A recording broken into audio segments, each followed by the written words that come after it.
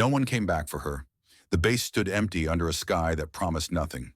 Warning lights blinked red against concrete walls scorched black from mortar fire 3 weeks prior. Winds screamed through gaps in the chain-link fencing, carrying dust that tasted like cordite and abandonment. Staff Sergeant Elena Vance watched the last Humvee disappear into the valley haze. Its tail lights flickered once twice, then vanished into the brown distance like dying embers. Captain Garrett Ashford had looked back through his window. Their eyes met for half a second. Then he turned away. That told her everything she needed to know. The convoy kicked up dust clouds that hung in the air long after the engines faded. Elena stood motionless at the main gate, her M110 rifle slung across her back, and listened to the silence that followed. It wasn't peaceful. Silence on a military installation was never peaceful. It meant something had gone wrong or was about to. Forward Operating Base Redemption sat on a plateau overlooking Route Whiskey, the main supply corridor through Helmand Province. 3 months ago, this place had been home to 47 personnel, Marines, Army Support Intelligence officers, medical staff. The mess hall had served hot food twice a day. The recreation tent had shown movies on Saturday nights. Soldiers had complained about the heat, the sand, the boredom of watching an empty road. Now Elena was the only heartbeat left.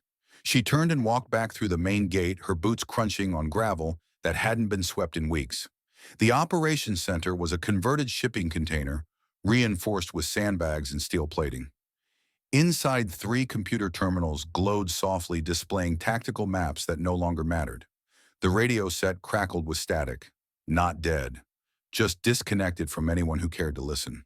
Elena checked her watch. 18:47 hours. The sun would set in less than an hour.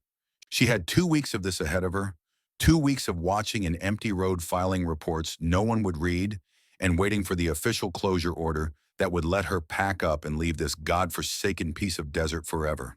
That's what they told her anyway. Staff Sergeant Elena Vance was 34 years old. She'd served 12 years in the United States Army, 8 of those as a designated marksman.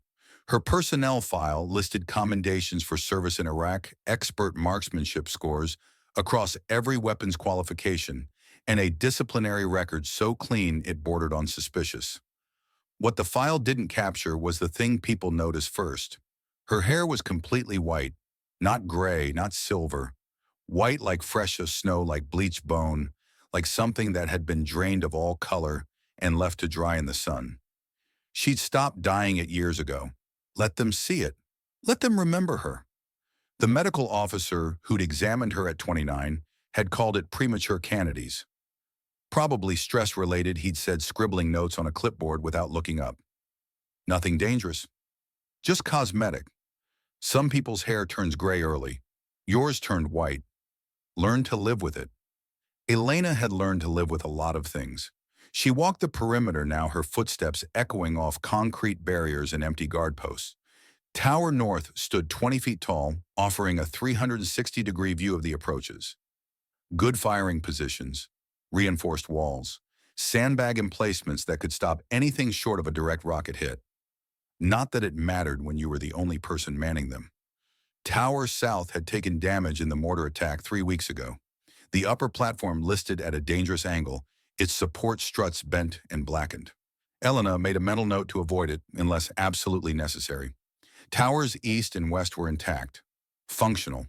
She could rotate between them if needed, cover multiple approaches, create the illusion of activity across the base.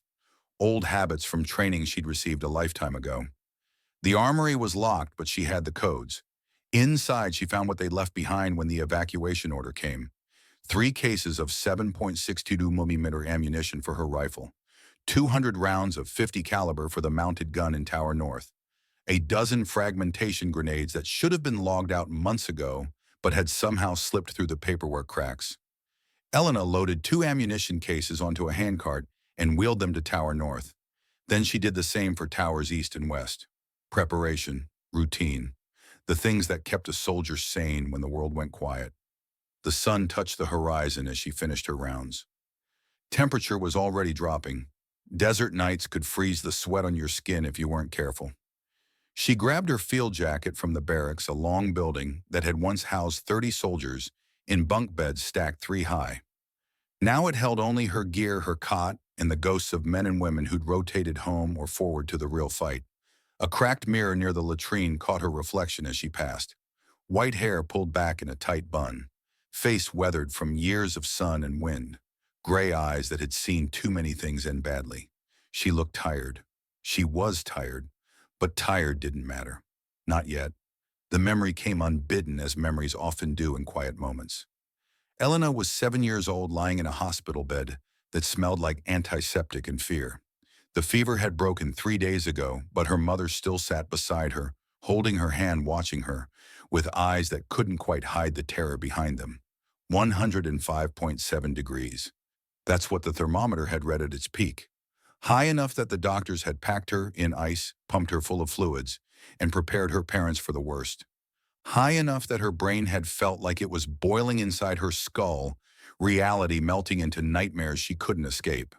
But she'd survived. Children were resilient, the doctors said. Her body had fought off whatever infection had tried to kill her, and within a week she was sitting up eating solid food, asking when she could go home. Then her mother noticed the hair. It started at the temples, white streaks running through the brown like frost on autumn leaves. Within a month, the white had spread. Within a year, there was no brown left at all.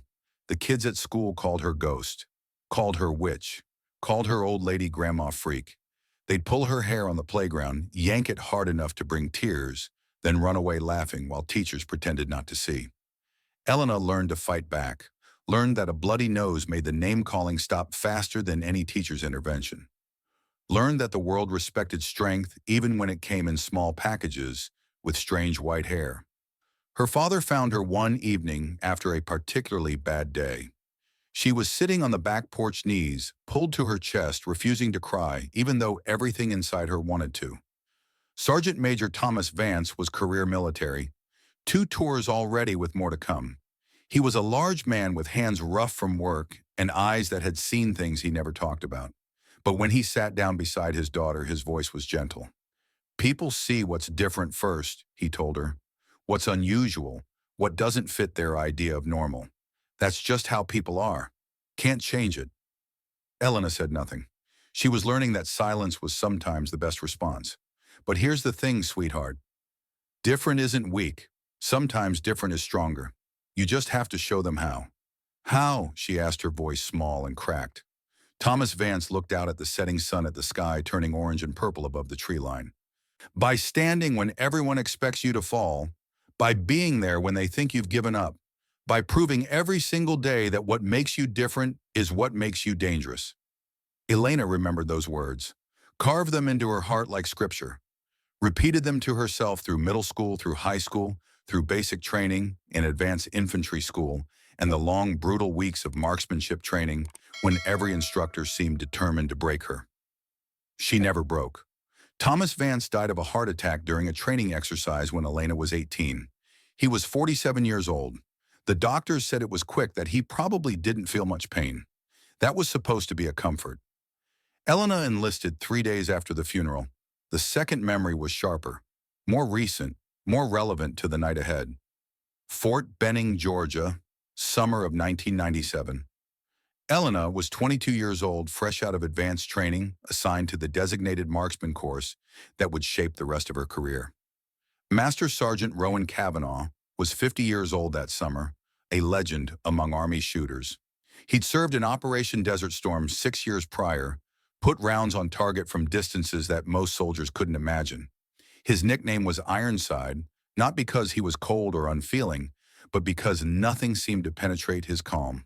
Rockets could fall, bullets could fly, chaos could erupt all around him, and Cavanaugh would just settle his breathing and take the shot. He'd noticed Elena on the first day of training. Hard not to notice. She was the only woman in the class, and her white hair made her stand out like a beacon. "Vance," he'd called out during rifle assembly. "Front and center." She'd walked up to him expecting the worst. Instructors loved to make examples of people who looked different. It established dominance, reminded everyone that military training wasn't about comfort. Cavanaugh studied her for a long moment. His eyes were pale blue, almost colorless, set in a face carved by years of sun and wind. "That your natural color?" he asked, gesturing at her hair. "Yes, Master Sergeant." "Good." Elena blinked. That wasn't the response she'd expected. "They'll see you coming from a mile away," Kavanaugh continued. "That hair catches light like a signal flare. Everyone on the battlefield will know exactly where you are." The other trainees snickered. Elena felt her face flush. "Which means," Kavanaugh said, raising his voice so everyone could hear, "you'll have to be better than invisible. You'll have to be unforgettable. You'll have to be so fast, so precise, so goddamn deadly that by the time they spot that white hair, they're already dead." He handed her a rifle. "Can you do that, Vance?" "Yes, Master Sergeant." "Prove it." She proved it. Every day for 12 weeks she proved it. Top scores on every marksmanship test. First to complete every obstacle course. Last to quit on every endurance exercise. Kavanaugh pushed her harder than anyone else, and she responded by exceeding every expectation. Near the end of the course, he pulled her aside during a night training exercise. The other students were spread across the firing range practicing low-light engagement. Elena and Kavanaugh stood apart watching. "You know what wins battles?" he asked. "Firepower, Master Sergeant." "No." He shook his head slowly. "Numbers win battles. Strategy wins battles. Logistics and air support and superior technology win battles. But none of that matters if you're alone." Elena waited for him to continue. "When you're outnumbered, and someday, Vance, you will be, you don't try to match their strength. You can't win that game. Instead, you make them doubt their numbers. You make them think you're more than you are. You move like a ghost strike from everywhere and nowhere, become a presence they can't pin down or predict." He demonstrated then how to fire from one position and immediately relocate, how to vary your shot timing so the enemy couldn't anticipate your rhythm, how to use terrain and darkness and the fog of war to multiply yourself in their minds. Ghost protocol, he called it. One soldier can create the illusion of many. Panic spreads faster than bullets, and a panicked enemy is a defeated enemy. Elena absorbed every word, practiced every technique, internalized every lesson until it became instinct. "What happens when Ghost Protocol isn't enough?" she'd asked him on the final night of training. "What if they keep coming no matter what?" Kavanaugh had lit a cigarette, the match briefly illuminating his weathered face. "Then you make every bullet count. When bullets run out, you use your hands. When your hands fail, you use your will. That's what separates soldiers from warriors, Vance. Soldiers follow orders. Warriors find a way. And if there's no way," he looked at her then with those pale eyes that seemed to see straight through her, "there's always a way. You just might not like what it costs." Elena had carried those words with her for 12 years, through deployments and firefights and moments when death seemed certain. She'd never forgotten them. Tonight she would finally understand what they truly meant. The radio crackled at 19:23 hours. Elena was in the operations center reviewing topographic maps by the light of a single LED lantern. She'd shut down 2 of the 3 computer terminals to conserve generator fuel. No telling how long she'd need power. The crackle wasn't a voice. It was the perimeter motion sensor chirping its electronic warning through speakers mounted near the ceiling. She moved to the display panel and studied the readout. Multiple contacts on the southern approach. The screen showed green blips moving in formation, maybe 800 meters out, closing slowly. Elena grabbed her rangefinder and moved to the window. The sun had set completely now, leaving only the pale glow of a quarter moon and a sky full of stars. Through the optics, she scanned the terrain south of the base. Nothing visible, just rocks and scrub brush and shadows that could hide anything. But the sensors didn't lie. Something was out there, and it was moving toward her. Could be wild dogs. The packs roamed these hills, scavenging what they could from abandoned camps and unlucky travelers. Could be displaced civilians, families fleeing the violence in the valleys below, looking for shelter in the empty base. Could be something else entirely. Elena had been told the area was clear. Major Vernon Crane, the intelligence officer at brigade headquarters, had personally briefed her before deployment. The Taliban had pulled back 50 kilometers to regroup after the January offensive. No significant enemy activity expected in her sector for at least 6 weeks. That's why they'd stripped the base down to nothing. No threat, no need for personnel. But the sensors showed the contacts moving with purpose. Coordinated. Tactical spacing. That wasn't the behavior of dogs or refugees. Elena grabbed her rifle and moved toward Tower North. From 20 feet up, she had a commanding view of all approaches. The night vision monocular she'd salvaged from a damaged supply crate turned the darkness into shades of green, revealing details invisible to the naked eye. She scanned the southern tree line first. Movement. Figures advancing in a staggered formation. She counted 6, then 3 more behind them, then lost track as they blended into the terrain with practiced ease. Military movement. Infantry tactics. Whoever they were, they'd been trained. Elena adjusted her scope and ranged the lead figure. 820 meters. At this distance, with her rifle and skill, she could drop him before he knew she existed. The others would scatter, unsure where the shot came from. She could buy herself time to fortify or escape. But if she fired, she confirmed her presence. Confirmed the base wasn't empty. And if there were 9 contacts visible, how many were invisible? How many were circling around to flank, waiting for her to reveal her position? She waited, watched, controlled her breathing. The figures moved closer. 700 meters, 600. They were heading directly for the base now. No deviation, no hesitation. They knew where they were going. They knew someone was here.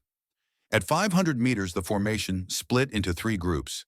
Classic assault pattern, 2 groups flanking one center. Textbook tactics for overwhelming a fixed position with superior numbers. Elena's finger rested against the trigger guard. Not the trigger, not yet. 400 meters, 350. Through her scope, she could see the weapons now. AK pattern rifles, RPG tubes strapped to backs. At least 1 belt-fed machine gun, the barrel glinting in the moonlight. This wasn't a recon patrol. This was an assault element, and they were coming for her base. 10 days earlier, Captain Garrett Ashford had sat in a briefing room at brigade headquarters and listened to Major Vernon Crane explain why forward operating base redemption no longer required a full garrison. Intelligence assessment is clear, Crane said, clicking through slides on the projection screen. Enemy forces have consolidated 50 clicks east. They're licking their wounds after January. No offensive capability in this sector for the foreseeable future. Ashford studied the maps, the satellite imagery, the red icons showing presumed Taliban positions. Something felt wrong, but he couldn't articulate what. The data seemed solid. The analysis was logical. And yet, what about Route Whiskey? He asked. That's still a critical supply line. If they wanted to interdict our logistics. They don't have the strength, Crane interrupted. Not anymore. Our offensive broke their back. They're not thinking about supply lines. They're thinking about survival. Lieutenant Rebecca Sawyer, sitting 2 chairs down from Ashford, pulled up a personnel roster on her tablet. She was 28 years old, sharp and ambitious, the kind of officer who noticed details others missed.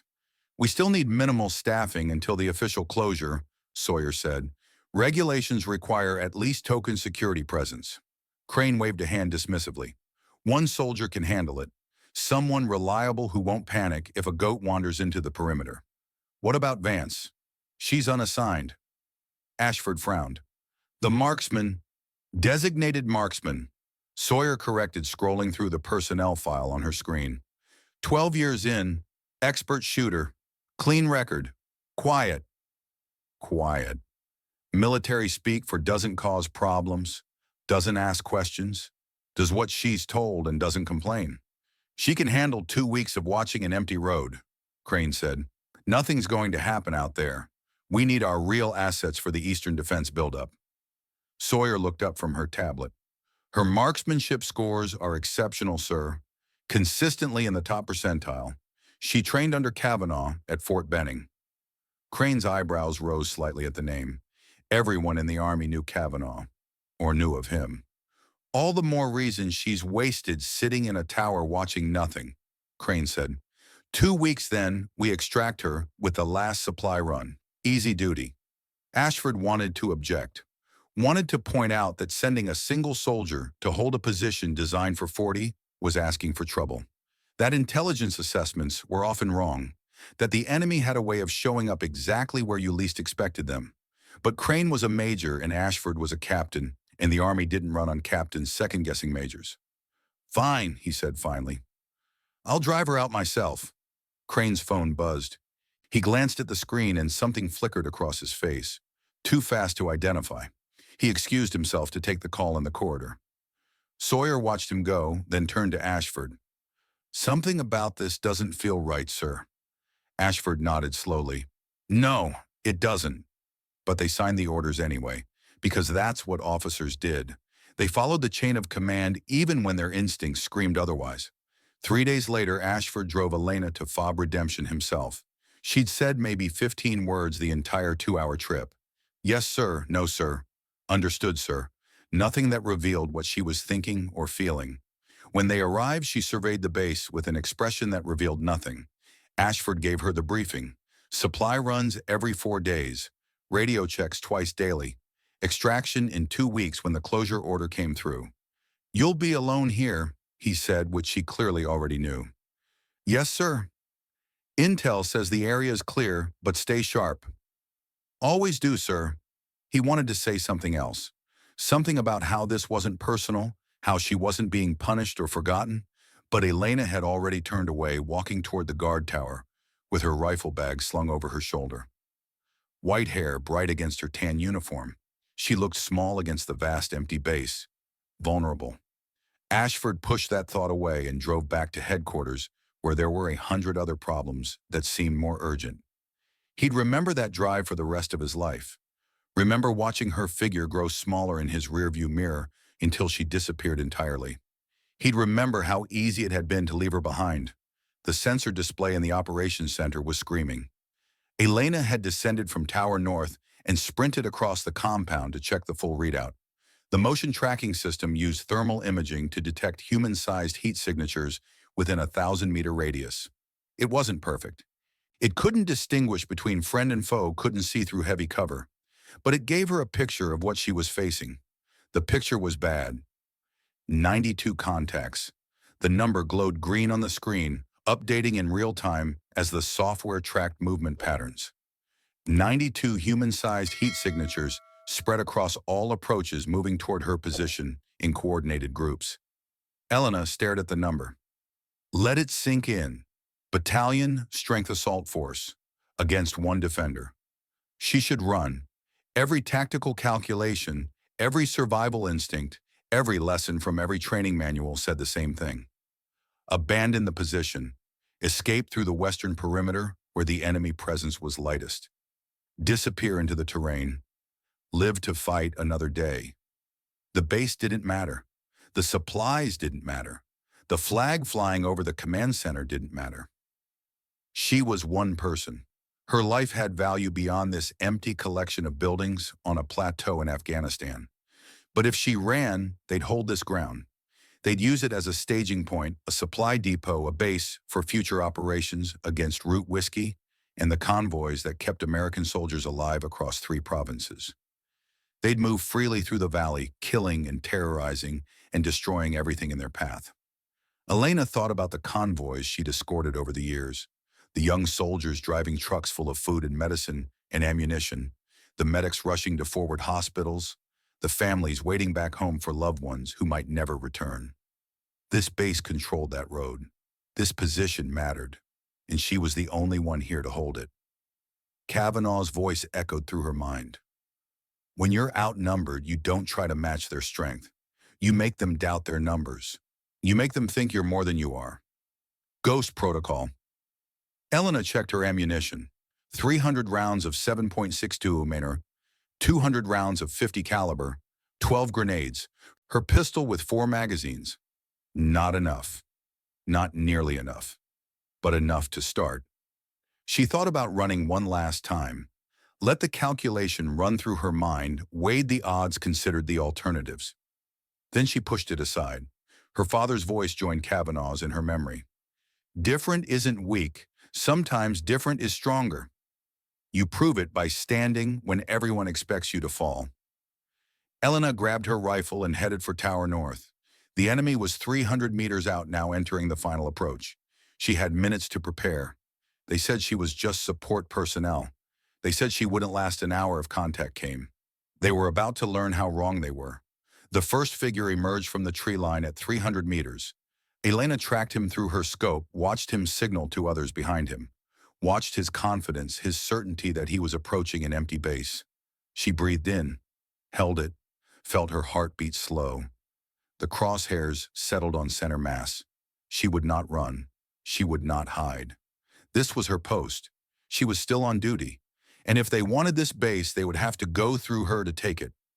Elena exhaled slowly, her finger moving from the guard to the trigger. In the distance, 92 shadows moved through the darkness, certain of their victory. They didn't know about the woman waiting for them.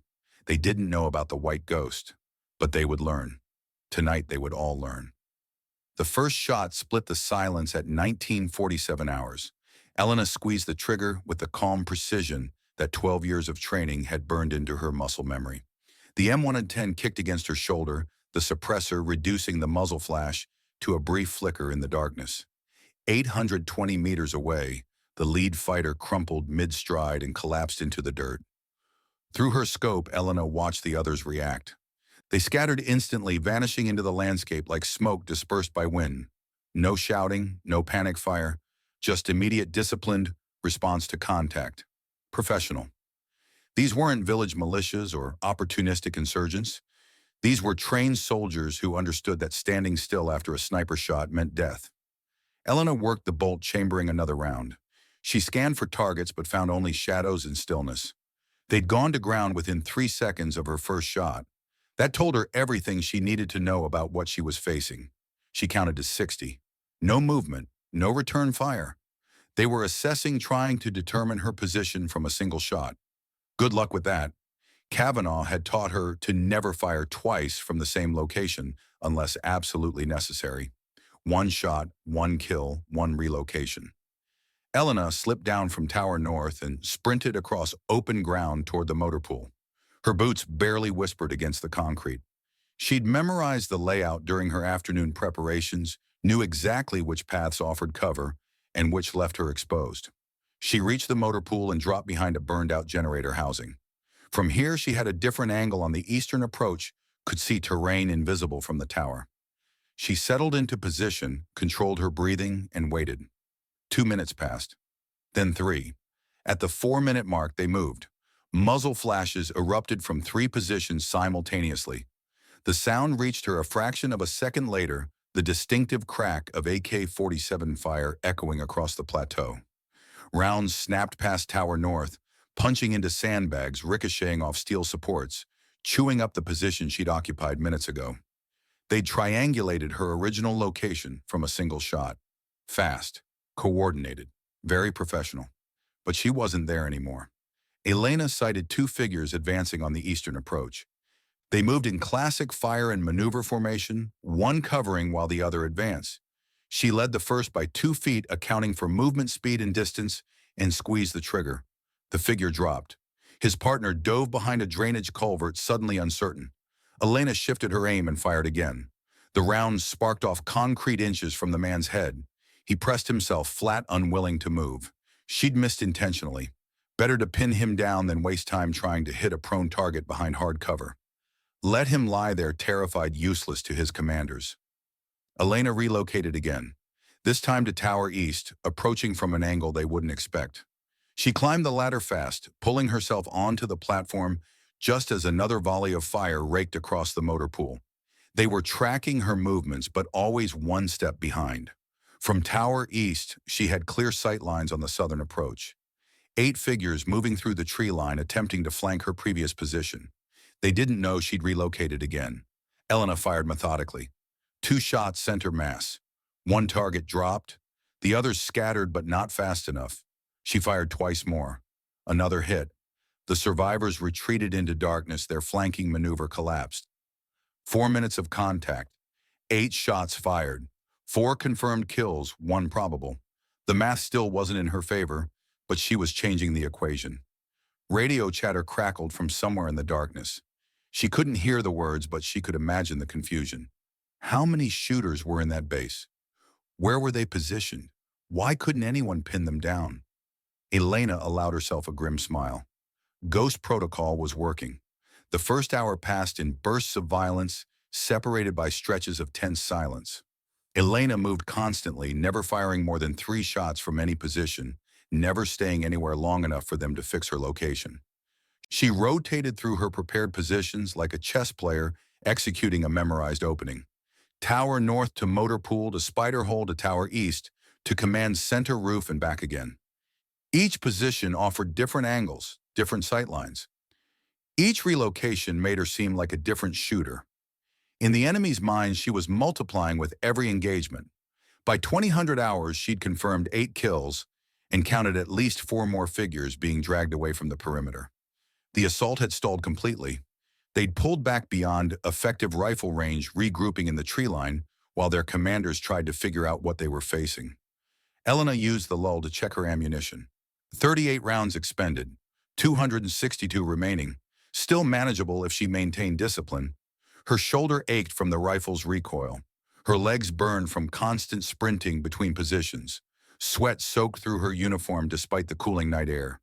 But she was still standing, still fighting, still very much alive. During the brief respite, Elena found herself thinking about that final night at Fort Benning. The conversation with Kavanaugh that had seemed philosophical at the time, but now felt like prophecy. They'd been sitting on ammunition crates at the edge of the firing range, the other trainees long since dismissed for the evening. Kavanaugh had been smoking one of his cheap cigarettes, the ember glowing orange in the darkness. "You're the best shooter I've trained in 15 years, he'd told her. Maybe ever. But shooting's only half of what makes a marksman. "What's the other half, Master Sergeant?" "Knowing when not to shoot."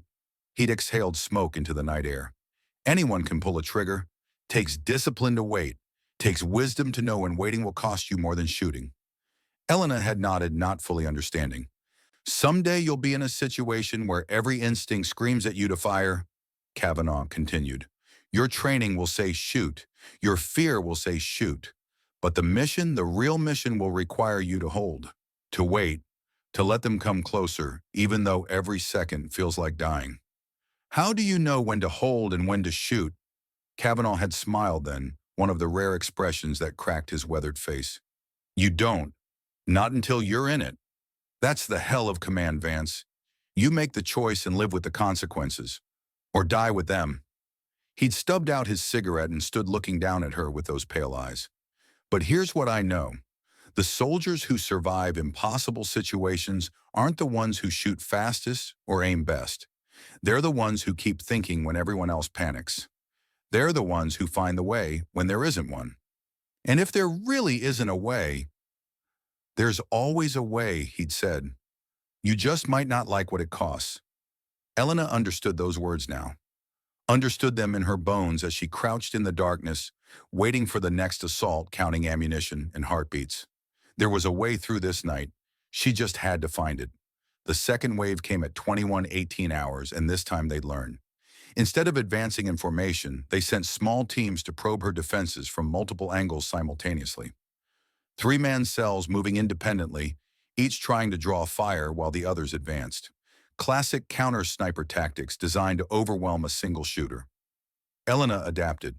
She stopped engaging. Every target started picking her shots for maximum psychological impact. She'd let 2 cells advance unmolested, building their confidence, then drop a fighter from the 3rd cell at extreme range. The other cells would freeze, uncertain whether they'd been identified, whether the next round had their name on it. Confusion spread faster than accurate fire ever could. At 21:33 hours, she heard the mortars. 3 distant thumps, almost gentle, like someone knocking on a door far away. Then the whistling descent, that unmistakable sound that every soldier learned to fear. Elena was already moving. She threw herself down the tower ladder and sprinted for the concrete bunker near the operations center. The first mortar round detonated in the vehicle bay, throwing shrapnel against metal walls with a sound like 1,000 angry wasps. The second hit Tower South, collapsing what remained of the damaged platform. The third missed entirely, exploding in the empty ground beyond the perimeter.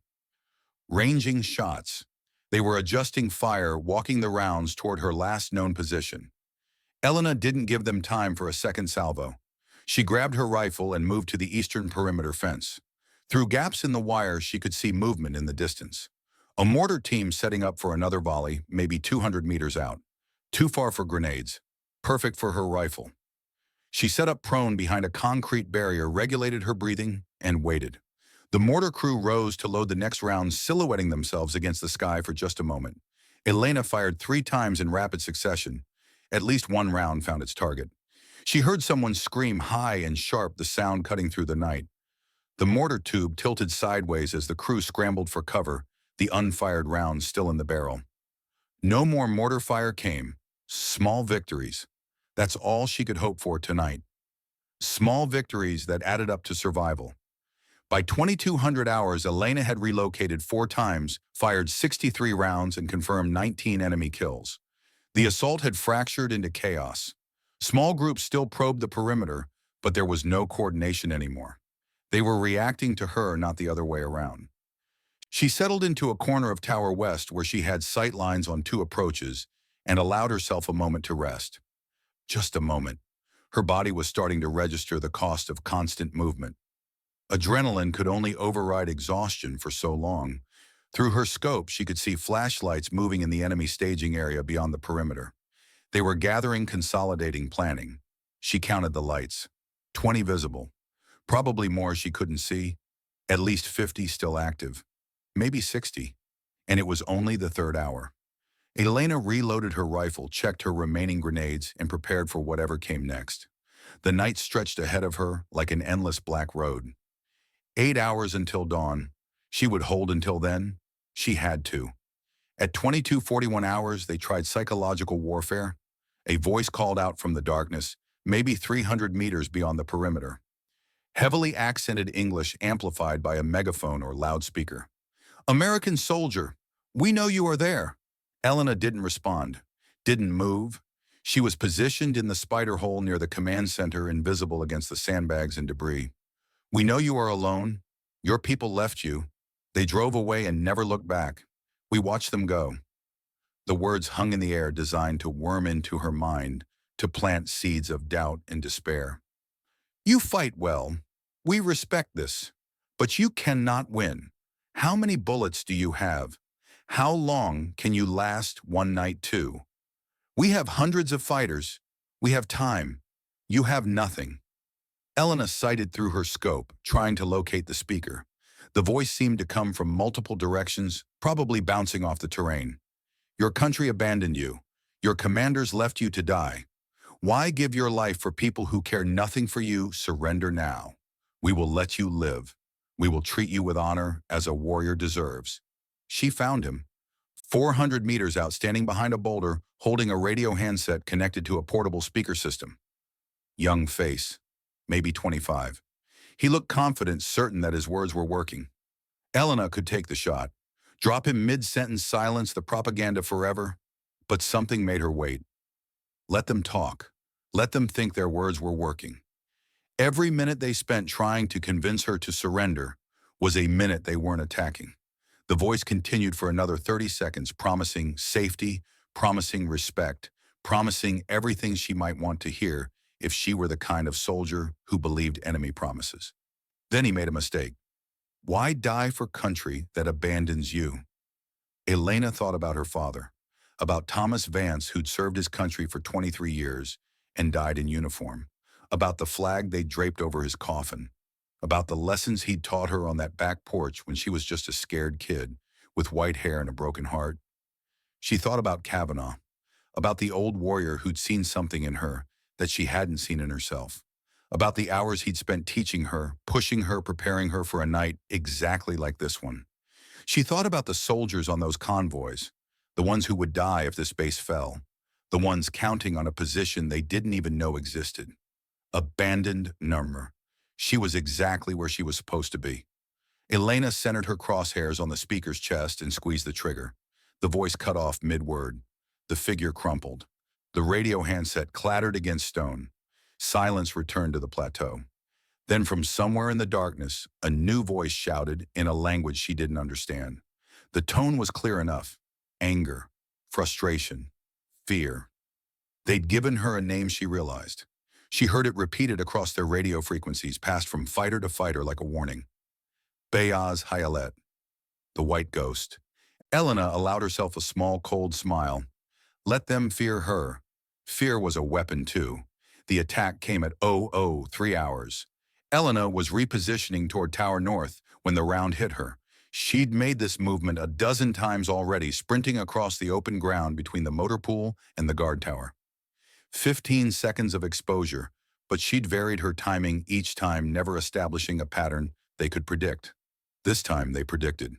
The burst of automatic fire came from the eastern perimeter, 3-round bursts that swept across her path like deadly rain. Most of the rounds missed, chewing up dirt and concrete in her wake. One didn't. The bullet struck her left shoulder just below the edge of her body armor, punching through muscle and exiting clean out the back. Elena went down hard, rolling instinctively into the shadow of a concrete barrier, her rifle clattering beside her. Pain exploded white-hot through her entire left side. For a moment she couldn't breathe, couldn't think, couldn't do anything but lie there while fire spread from her shoulder down to her fingertips. Then training took over. She pressed her right hand against the wound, feeling the warm blood pulse between her fingers.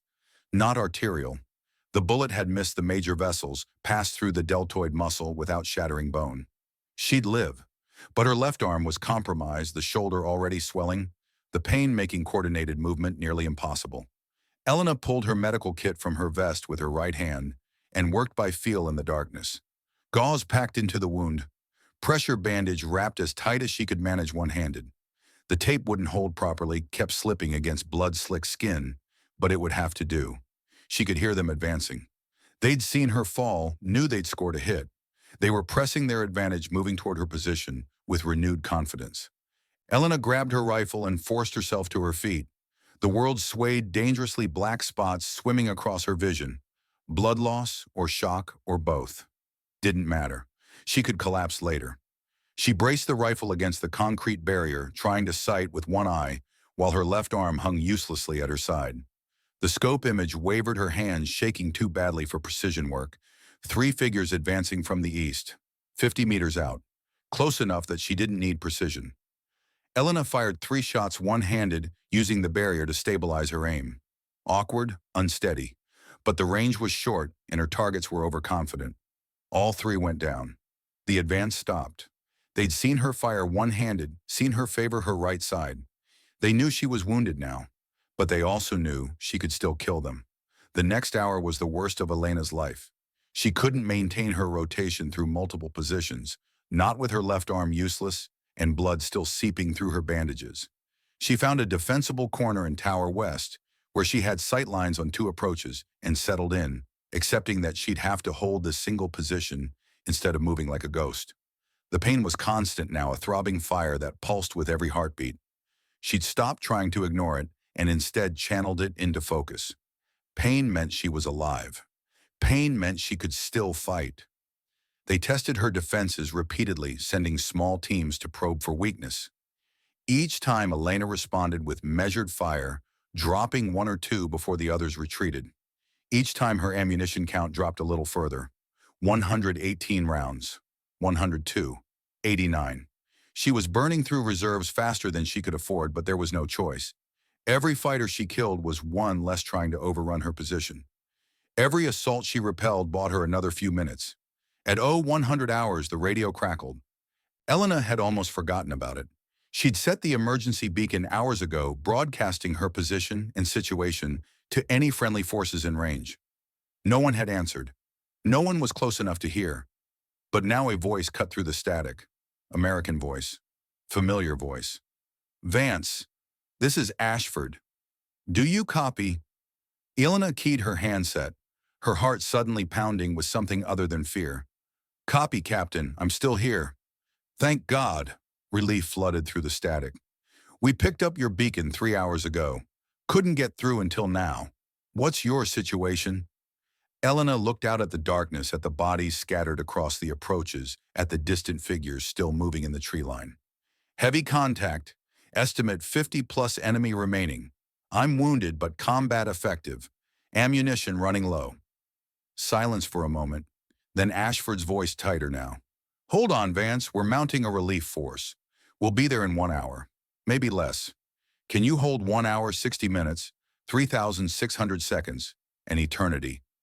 "I'll be here, sir." "Good. Ashford out." The radio went dead. Elena allowed herself one moment of hope. One brief, dangerous moment when she let herself believe that rescue was coming, that she might actually survive this night. She thought about Kavanaugh again, about what he'd say if he could see her now. Wounded, exhausted, alone against impossible odds. He'd probably light a cigarette and tell her to stop feeling sorry for herself. Elena almost laughed. Almost. Instead, she picked up her rifle and prepared for the next assault. Because 1 hour was a long time in combat. A lot could happen in 1 hour. A lot could go wrong. The attack came at 01:23 hours, and it was the largest yet.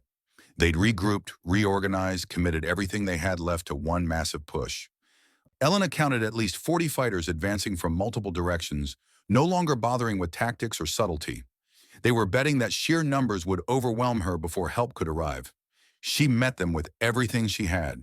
Her rifle barked again and again, each shot placed with desperate precision. The pain in her shoulder had faded to a distant throb, pushed aside by adrenaline and training and the absolute focus of combat. She wasn't thinking about survival anymore, wasn't thinking about rescue or hope or the future. She was a machine with one purpose, one function. Drop targets, keep shooting, don't stop until they stopped. 57 rounds became 40, became 31, became 22. They kept coming. They reached the perimeter fence and started cutting through. Elena dropped 2, but more took their places.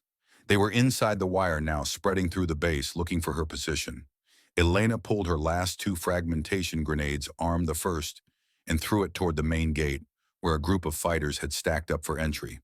The explosion scattered them, buying her precious seconds. 15 rounds left in her rifle. She fired with mechanical precision, making every shot count. One man rounding a corner, another climbing toward her tower, a third trying to set up a machine gun position with clear sightlines. Down, down, down.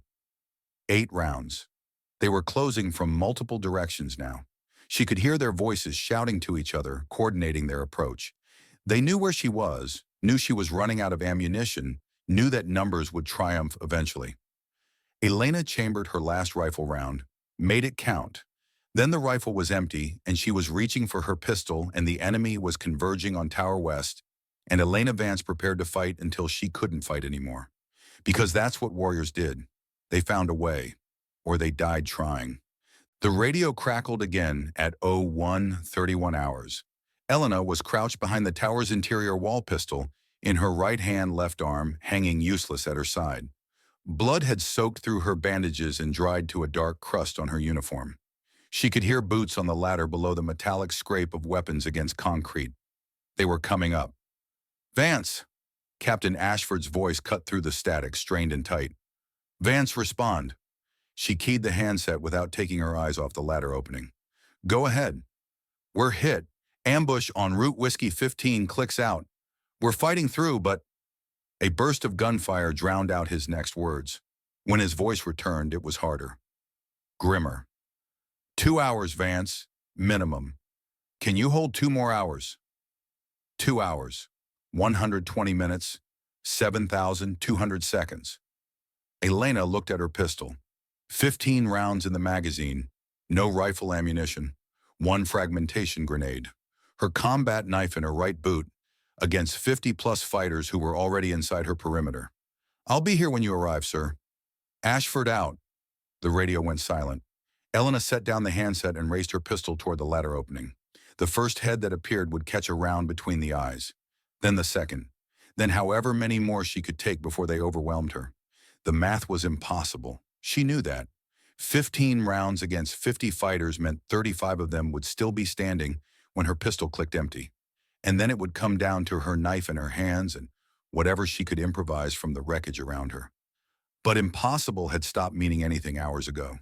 She'd already done impossible. She'd held this base alone for nearly 8 hours against 92 enemy fighters.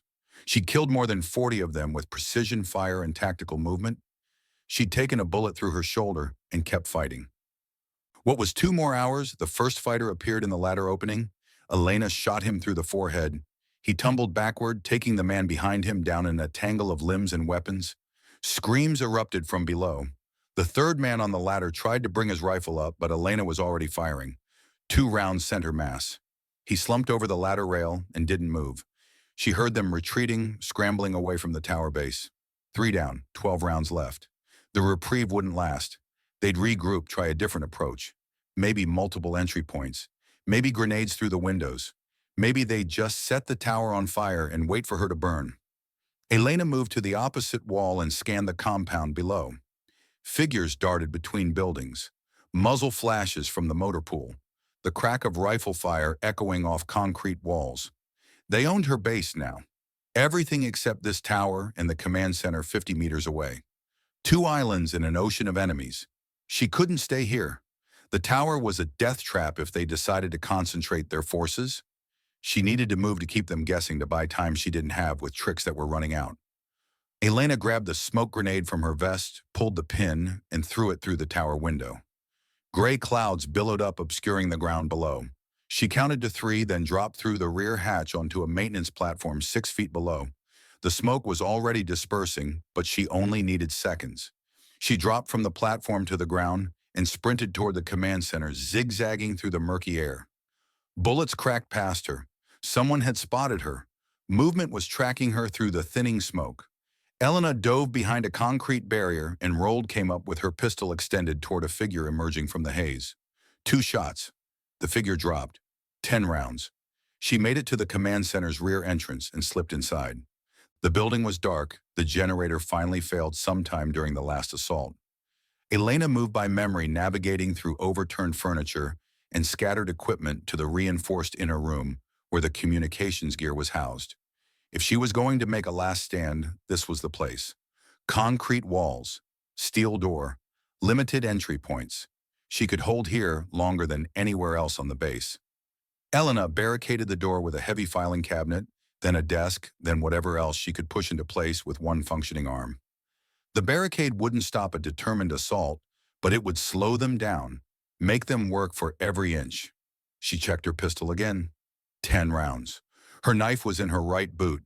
Her left arm had gone completely numb, the bandages soaked through with blood that looked black in the darkness.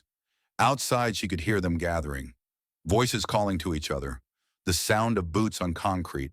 They knew where she was, now knew she was cornered. They could take their time. Elena sat down with her back against the wall, pistol resting on her knee, and waited. The first attempt came at 01:52 hours. They tried the door, found it blocked, and began hammering against it. The filing cabinet scraped across the floor inch by inch. Elena raised her pistol and sighted on the widening gap. A hand appeared, reaching through to push the barricade. Elena fired once. The hand disappeared with a scream. 9 rounds. They pulled back. Muffled argument outside, then silence. The second attempt came 5 minutes later. This time they tried the window, a narrow slit designed for ventilation rather than access. A rifle barrel poked through, spraying bullets blindly into the room. Elena flattened against the wall, letting the rounds chew up the opposite side of the room. When the magazine ran empty, she rose and fired twice through the opening. 7 rounds. She heard a body fall. The rifle barrel disappeared. More silence. More waiting. Elena's vision was starting to blur. Blood loss catching up with her, despite the adrenaline. She blinked hard, forced herself to focus. Not yet. She couldn't collapse yet. The third attempt was smarter. She smelled the smoke before she saw it. They were burning something outside the door, trying to fill the room with toxic fumes, force her out into their waiting guns. Elena pulled her jacket over her nose and mouth, but she knew it wouldn't help for long. The smoke was seeping through every crack, every gap in the barricade. Her eyes watered. Her lungs burned. She had 2 choices: stay and suffocate, or go out fighting. Elena chose to fight. She kicked the desk away from the door and shoved the filing cabinet aside. Then she grabbed her knife in her left hand, ignoring the screaming pain in her shoulder, and held her pistol in her right. The door flew open. 2 fighters stood in the hallway, silhouetted against the orange glow of their makeshift fire. They hadn't expected her to come out so fast. Elena shot them both before they could raise their weapons. The first dropped instantly. The second staggered, tried to bring his rifle around, and caught her third bullet in the throat. 4 rounds left. She stepped over their bodies and moved into the hallway. The smoke was thinner here, the fire a small pile of burning debris that she kicked aside as she passed. More figures ahead, 3 of them coming around the corner. Elena fired 3 times. 2 went down. The third dove into a side room. 1 round. She followed him into the room, knowing it was a risk, knowing she should conserve her last bullet. But the warrior in her refused to let an enemy escape, refused to leave threats at her back. The room was dark. She could hear him breathing fast and panic somewhere to her left. Elena moved silently along the wall, pistol extended. Her eyes adjusted slowly to the deeper darkness. Shapes emerged. Overturned chairs. A desk. A figure crouched behind it. He saw her at the same moment she saw him. He raised his rifle. Elena's last bullet caught him in the chest. He fell backward, finger tightening on his trigger, spraying rounds into the ceiling as he died. Her pistol was empty. Elena dropped the useless weapon and drew her knife. The blade felt small in her hand, inadequate against the enemy still hunting her. But it was what she had. She moved back into the hallway, stepping over bodies, navigating through smoke and darkness. The command center had become a maze of destruction, bullet holes everywhere, blood on the walls, the smell of cordite and burning plastic. She found 3 more fighters in the main operations room. They saw her at the same moment she saw them. For a frozen instant, everyone stared. A woman with white hair and gray eyes covered in blood, holding nothing but a knife. Then Elena attacked. She crossed the distance before they could raise their weapons, driving her knife into the first man's throat. He gurgled and fell. The second man swung his rifle like a club, but Elena ducked under the blow and slashed across his stomach. He doubled over, and she finished him with a strike to the back of the neck. The third man was faster. He grabbed her wounded arm and squeezed. Pain exploded through Elena's entire body. White hot, blinding, overwhelming. She screamed for the first time that night, a sound torn from somewhere deep and primal. But she didn't stop fighting. She headbutted him, felt his nose crunch beneath her forehead. His grip loosened for just a second, and she twisted free, driving her knife up under his ribs. He collapsed. She collapsed with him, landing hard on the concrete floor, her knife still buried in his chest. For a long moment, Elena couldn't move. The pain in her shoulder had become everything, a universe of agony that left no room for thought or action. Her vision swam with black spots. Her lungs couldn't seem to find enough air. "Get up!" The voice in her head sounded like her father, like Kavanaugh, like every drill instructor and commanding officer who'd ever pushed her past her limits. "Get up, soldier!" Elena pulled her knife free and used it to lever herself off the floor. The room spun dangerously. She grabbed a desk for support and waited for the world to stabilize. Voices outside. More of them coming. She looked around the operations room for anything she could use. Her eyes fell on a fire axe mounted on the wall, standard emergency equipment for any military building. Elena grabbed it with her right hand. Heavy, awkward, but better than a knife against rifles. The door burst open. 2 fighters rushed in, weapons ready. They expected to find their comrades. Instead, they found a ghost. The first one hesitated for just a second. Elena didn't. The axe caught him across the shoulder, biting deep through flesh and bone. He screamed and fell. His partner fired wildly rounds, sparking off metal equipment, missing Elena by inches as she closed the distance. She couldn't swing the axe again. Her strength was fading too fast. But she drove the handle into his face, felt something crack, then followed with a knee to his groin. He doubled over, and she brought the axe head down on the back of his skull. Silence. Elena stood in the middle of the operations room, surrounded by bodies breathing in ragged gasps. The axe slipped from her fingers and clattered to the floor. Outside, she could hear more voices, distant now, confused. The constant pressure of assault had slowed the enemy, uncertain what was happening inside the command center.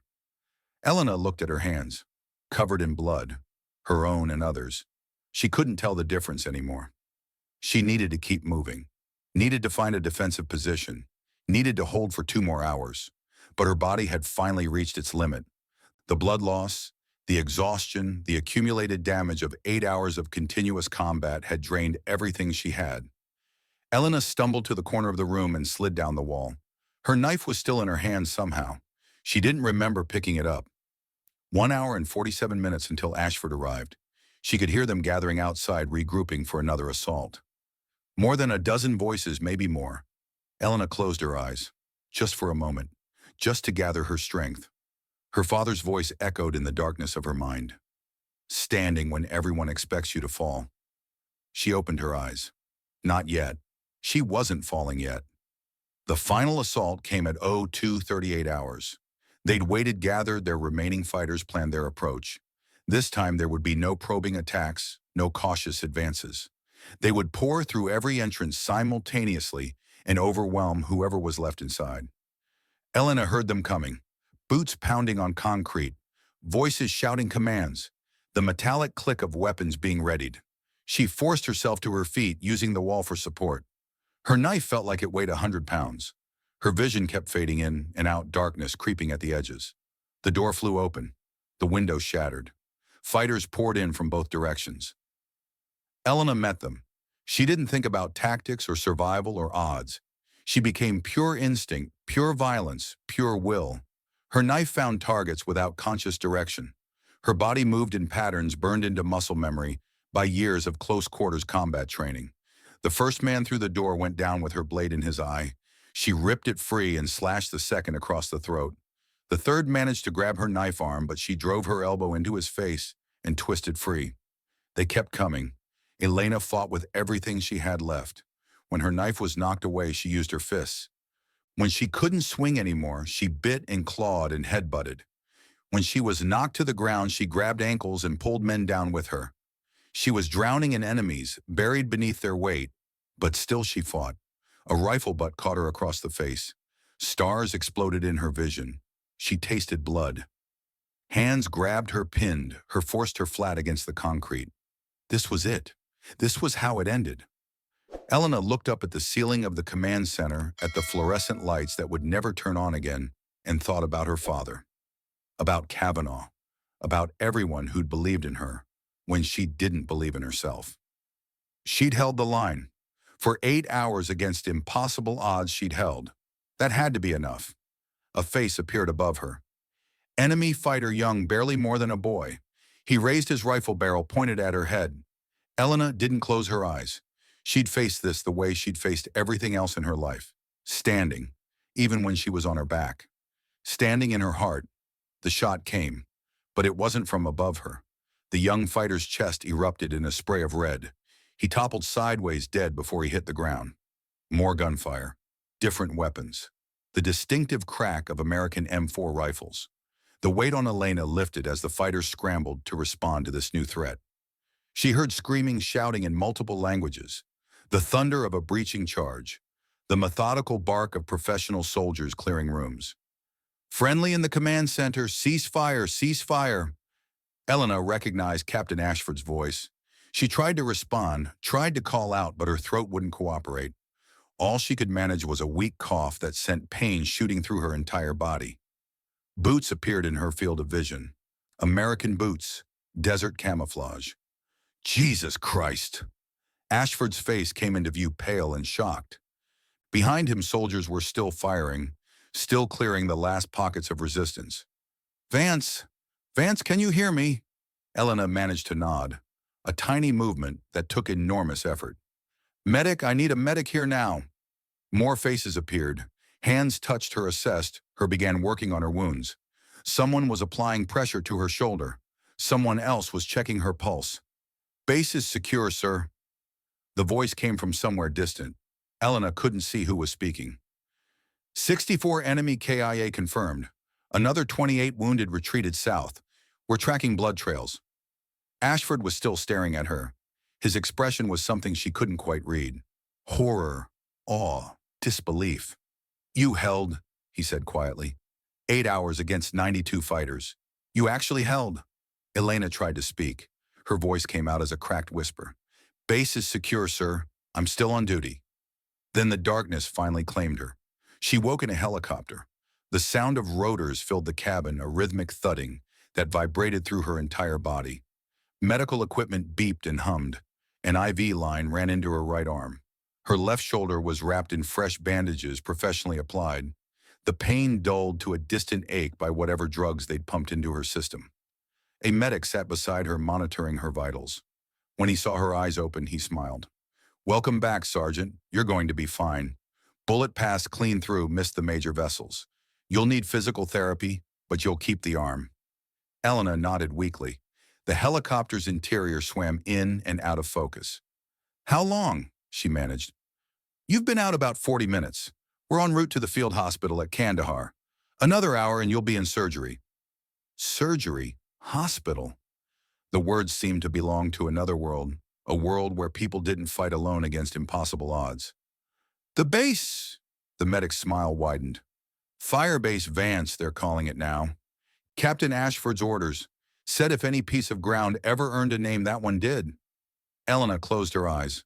She should feel something. Pride, relief, satisfaction.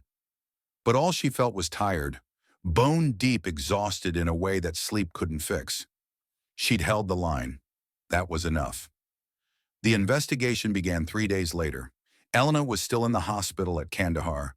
Her shoulder immobilized, her body slowly recovering from blood loss and trauma. The doctors said she was lucky. Another hour without treatment and she might have lost the arm. Another 2 and she might have died. Lucky. That was one word for it. Major Vernon Crane was relieved of duty pending court-martial. The investigation revealed that he'd received intelligence reports indicating significant Taliban activity in the Root Whiskey Corridor, but he'd buried the information to avoid disrupting his carefully planned withdrawal schedule. He'd known there was a threat. He'd left Elena there anyway. Captain Ashford testified at the preliminary hearing. He described the order to leave Vance at the base, his objections, the way those objections had been dismissed by a superior officer who cared more about logistics than lives. I should have pushed harder, he told Elena when he visited her hospital room. I should have insisted. Elena was sitting up in bed, her arm in a sling, her white hair loose around her shoulders. She looked at Ashford with the same calm gray eyes that had watched 92 enemies approach her position. You followed orders. That's the job. Orders that almost got you killed. Orders I survived. She paused. You came back for me, Captain. As soon as you could. That matters more than what happened before. Ashford nodded slowly, but the guilt in his eyes didn't fade. It probably never would. The medal nomination came a week later. Medal of Honor, the highest military decoration in the United States Armed Forces. They wanted to give it to her for conspicuous gallantry and intrepidity at the risk of life above and beyond the call of duty. Elena refused. The Army liaison officer couldn't understand. No one refused the Medal of Honor. It was the most prestigious recognition a soldier could receive. I held my post, Elena told him. That's the job. That's what we all signed up to do. I don't deserve special recognition for doing what any soldier would have done. Sergeant, you single-handedly defended a base against 92 enemy fighters for 8 hours. You killed 64 of them and wounded 28 more. That's not just doing your job. That's extraordinary heroism. It's survival, nothing more. They compromised on the Silver Star. Still prestigious. Still recognition of valor in combat. But not the weight of history that came with the Medal of Honor. Elena could live with the Silver Star. She couldn't live with being turned into a legend. The ceremony took place 1 year later. FOB Redemption had been rebuilt, reinforced, turned into a proper military installation with a full garrison and permanent security. But it wasn't called Redemption anymore. Firebase Vance. The name was carved into a stone marker at the main gate. A plaque beside it listed the details, the date, the casualty, count, the name of the soldier who'd held the line. Elena stood in her dress uniform, the Silver Star pinned to her chest, and listened to the speeches. Generals talked about courage. Politicians talked about sacrifice. Everyone talked about her as if she were something more than human. She hated every moment of it. But then the final speaker approached the podium, and everything changed. He was 63 years old, white-haired and weathered, walking with a cane that he'd carried since Gulf War shrapnel had torn through his leg in 1991. His dress uniform bore the insignia of a master sergeant retired, and enough ribbons to tell a story that would take hours to explain. Rowan Cavanaugh. Elena hadn't seen him since Fort Benning, hadn't known if he was still alive. But there he was, standing at the podium, looking at her with those pale blue eyes that had first seen something special in a young woman with white hair and a chip on her shoulder. I taught this woman how to shoot, Cavanaugh said, his voice still strong, despite his age. I taught her Ghost Protocol. I taught her everything I knew about being a marksman, a soldier, a professional. He paused and the silence stretched across the assembled crowd. But I never taught her how to stand. I never taught her what to do when there's no way out, when the odds are impossible, when everyone expects you to fall. You can't teach that. Some things can't be learned. They can only be discovered. Cavanaugh turned to look directly at Elena. Some soldiers are made, trained, shaped by the military into something useful. Elena Vance was born. She was a warrior before she ever picked up a rifle. She just needed time to find out. He stepped away from the podium, walked slowly to where Elena stood, and extended his hand. She took it. No salutes, no speeches. Just two soldiers who understood each other, saying everything that needed to be said without words. "I'm proud of you," Kavanaugh said quietly. "Your father would be too." Elena felt something crack inside her chest. Something she'd been holding tight for 20 years, maybe longer. "Thank you, Master Sergeant." "For everything." Kavanaugh smiled. It was the first time she'd ever seen him smile. "You earned it, every bit of it." 20 years later, Elena Vance stood on a civilian shooting range in Arizona and watched the sun rise over the desert mountains. She was 54 years old. Her hair was still white, though now it matched her age. Her left shoulder still ached on cold mornings, a permanent reminder of the night that had changed everything. She'd retired from the Army at 40, turned down a dozen offers for book deals and movie rights, and disappeared into a quiet life of teaching. She ran a marksmanship school now. Nothing fancy. No military contracts or government funding, just civilians who wanted to learn how to shoot and veterans who needed someone to talk to who understood. The range was empty. This early wouldn't open for another 2 hours. But Elena came every morning at dawn. Old habits died hard. She picked up her rifle, a civilian variant of the M110 she'd carried for so many years, and settled into a shooting position. The target was 600 meters out, a steel silhouette that would ring when struck. She breathed in, held it, felt her heart beat slow. The shot cracked across the desert. A moment later, the distant clang of steel on target echoed back. Center mass. Perfect shot. Muscle memory never faded. Elena worked the bolt and prepared for another shot. Behind her, she heard a vehicle pull into the parking lot. Early customer, or maybe one of her instructors arriving for the day. She ignored it, focused on her breathing, on the weight of the rifle on the target in the distance. "Excuse me." The voice came from behind her. Young, male, nervous. Elena lowered her rifle and turned.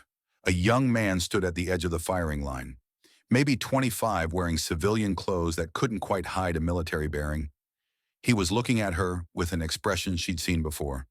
Recognition, respect, something approaching awe. "Are you Elena Vance?" She considered lying. She'd done it before when strangers got too curious, when the questions became too personal. But something about this young man made her pause. Something in his eyes. "Who's asking?" "My name's Tyler. Tyler Ashford. My father was Captain Garrett Ashford. He served with you." Elena felt something shift in her chest. Ashford, the man who'd driven her to Firebase Redemption, the man who'd come back for her when no one else would. "I know who your father is. Good man. Good officer. He passed away last year. Cancer." "I'm sorry." Tyler nodded, accepting the condolence with the practiced grace of someone who'd heard it too many times. "Before he died, he told me about you, about what you did. He said you were the bravest person he ever met." Tyler paused. "He said if I ever had the chance, I should thank you. Thank me for what? For teaching him what duty really meant.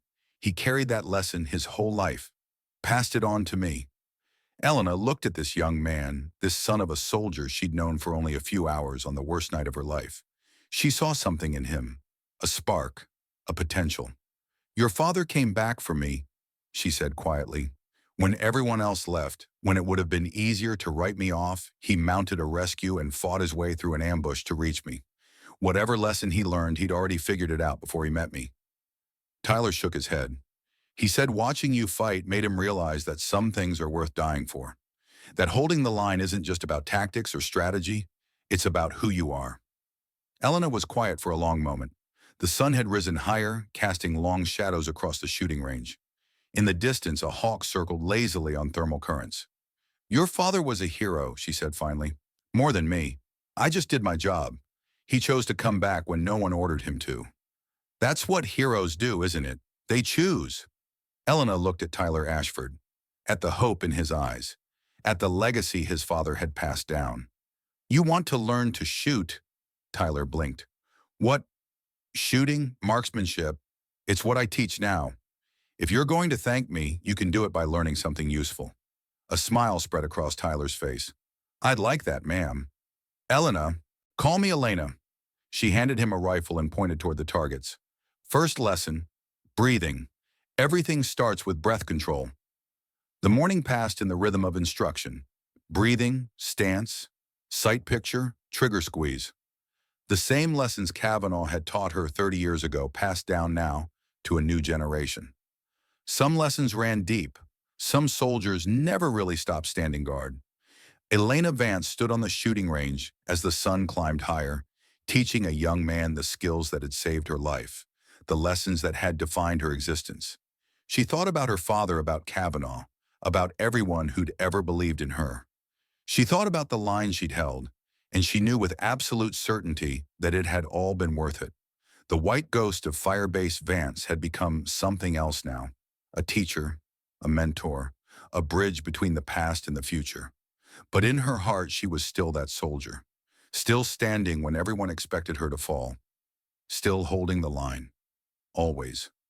The end.